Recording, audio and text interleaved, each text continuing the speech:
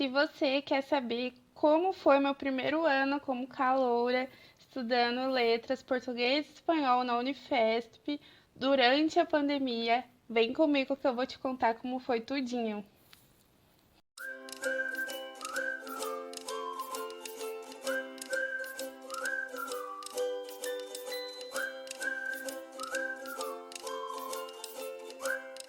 Oi, gente, tudo bem com vocês? Prazer, eu sou Giovana Gabriela e hoje estou aqui para contar como foi meu primeiro ano como caloura na Federal durante a pandemia. Primeira coisa, né? Para quem não sabe, eu estudo letras, português e espanhol na Unifesp e, no geral, quem opta por estudar português mais um idioma e licenciatura, o período do curso fica em 10 semestres, 5 anos, tá bom? É quase uma medicina? É quase uma medicina, mas a gente sobrevive até lá. Outra coisa, esse primeiro ano é o ano, né? Na verdade, é o ano das matérias obrigatórias. Então, a gente tem que cumprir ali uma carga horária das matérias obrigatórias para depois começar a deixar a nossa grade mais flexível.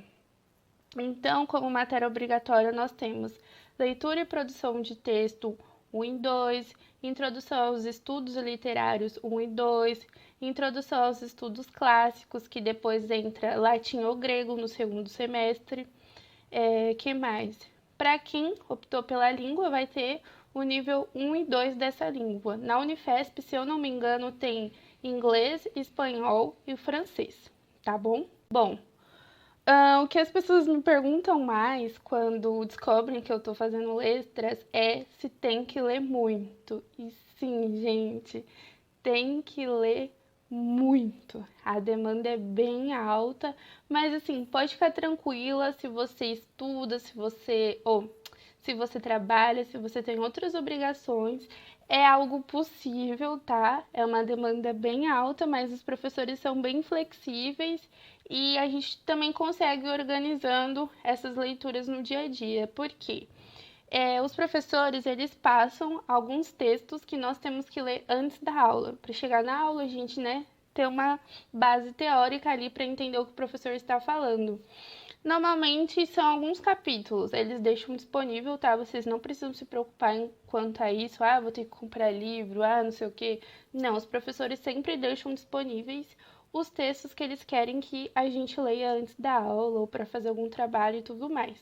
O que eu aconselho para quem trabalha, para quem tem outras obrigações, é ler um pouquinho todo dia. Nunca, em hipótese alguma, deixe acumular suas leituras. Vai lendo um pouquinho cada dia ali, antes já, tipo, por exemplo, hoje é sábado, vamos supor.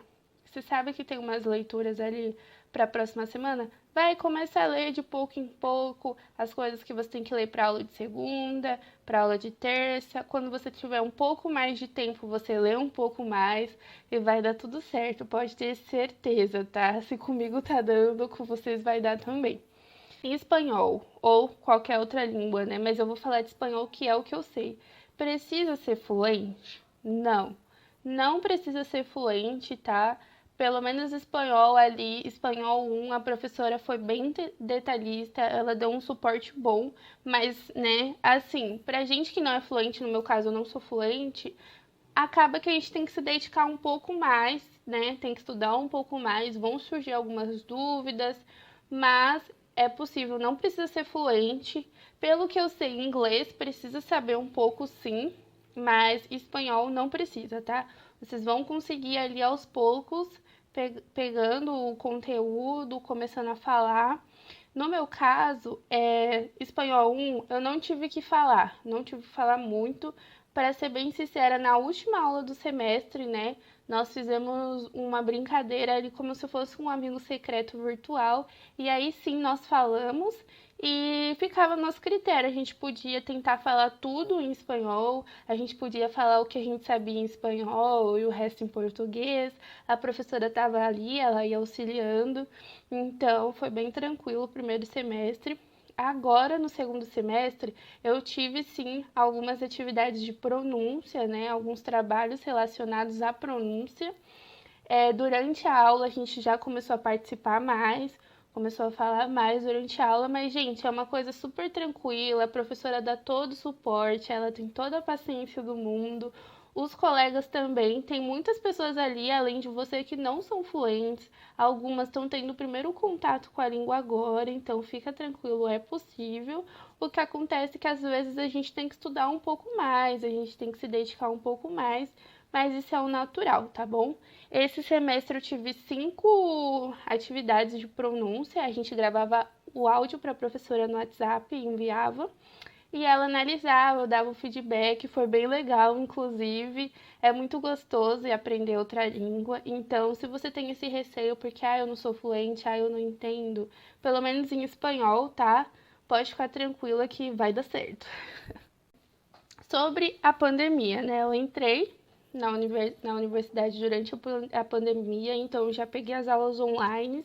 E assim, as aulas são bem flexíveis, os professores não ficam ali 4 horas online. Normalmente as aulas duram 1 hora e meia, 2 horas, tá? Por cada matéria. E o restante do horário, que seria ali, que se a gente tivesse presencial, teria aula ainda, por exemplo, das 7 às 11. As aulas costumam começar às 7h30, termina às 9. A maioria é assim, começa às 7h30, termina às 9.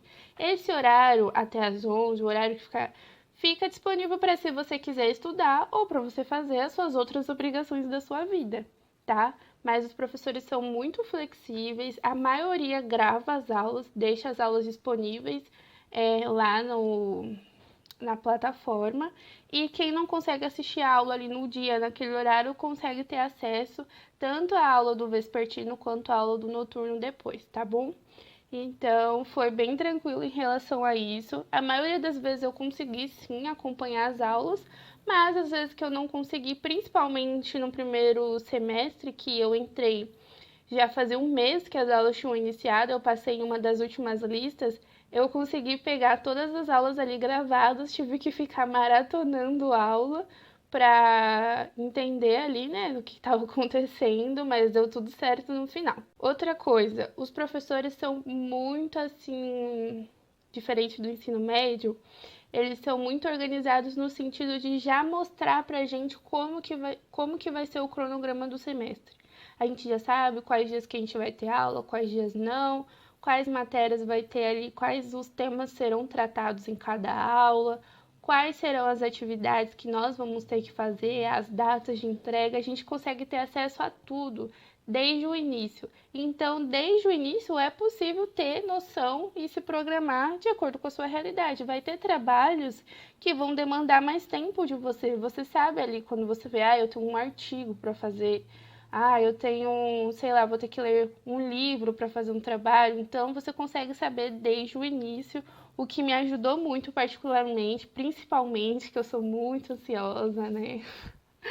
Então, principalmente no primeiro semestre que eu entrei atrasada, eu tive, em leitura e produção de texto 1, eu tive que ler 2 livros. E quando eu entrei, eu consegui saber disso antes. Então, eu já fui tentando ali me organizar para começar a ler, para começar a elaborar o trabalho já com antecedência, né? Visto que eu não tenho tanto horário assim disponível. Quem for fazer outra língua além do português, fique sabendo que vai ser a matéria, uma das matérias, na verdade, eu acredito que é a matéria que mais tem que se dedicar, é a matéria que mais tem trabalhos, tá? Espanhol, nos 2 semestres eu tive trabalhos toda semana. Em algumas semanas eu tive 2, 3 trabalhos ali para entregar de segunda até sexta-feira. Então a gente vai ter que saber lidar com isso, mas é algo tranquilo. Nem sempre esses trabalhos demandam tanto da gente, tá? É mais para a gente conseguir acompanhar ali a gramática, a ortografia, a pronúncia, né? Como conjugar os verbos, principalmente conjugação de verbos. É bom também porque a gente segue ali naquele ritmo e consegue ter uma evolução boa, tá? Durante o semestre. Os professores são muito dedicados e atenciosos, extremamente. Eles ficam super preocupados com essa questão de como nós estamos diante dessa pandemia. Eles são flexíveis, sim, enquanto às aulas, enquanto aos trabalhos, tudo conversado. a gente consegue chegar ali num consenso. Eles estão sempre disponíveis por e-mail, alguns disponibilizam WhatsApp. Mas assim, fiquem tranquilos, eu fiquei bem surpresa porque eu achei que quando eu entrasse na universidade eu ia ficar meio a Deus dará, perdida, e não, os professores são incríveis, muito atenciosos, muito dedicados, com aulas assim maravilhosas que termina a aula você quer aplaudir, parece um espetáculo. Então, se você tá empolgada e se você tá animado, continue porque quando você entrar vai ser melhor ainda, pode ter certeza.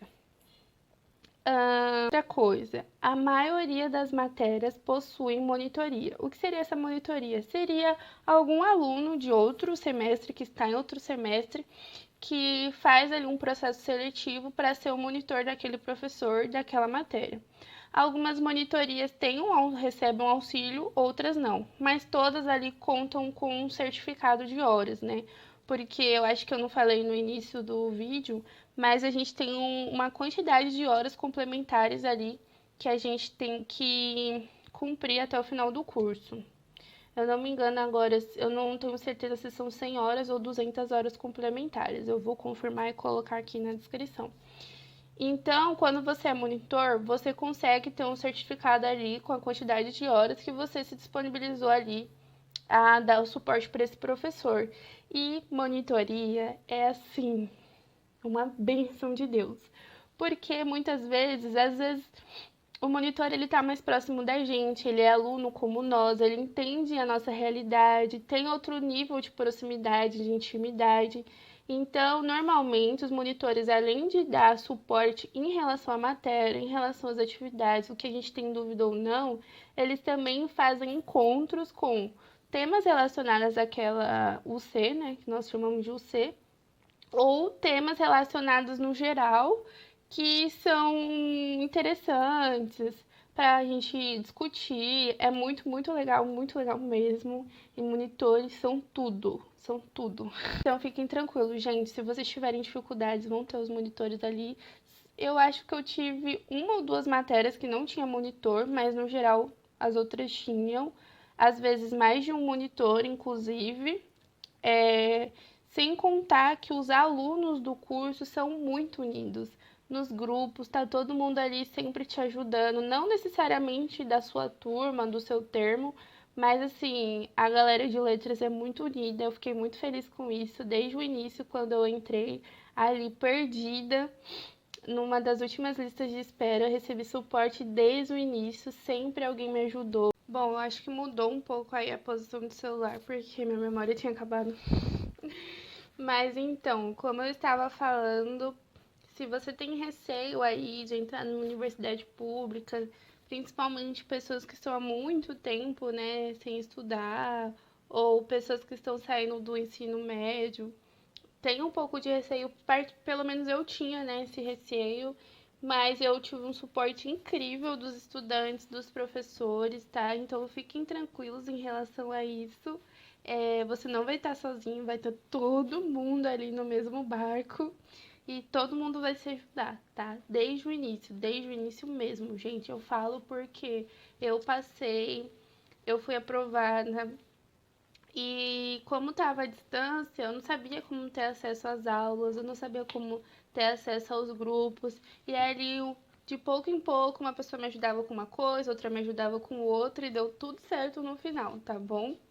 Então, é isso. Se você tem um sonho de estudar letras, que não é um curso valorizado como deveria, né? Se você tem vontade de também estudar ali outro idioma, e tem a oportunidade de estudar na Unifesp, estude, preste o vestibular, gente, entrem na Unifesp.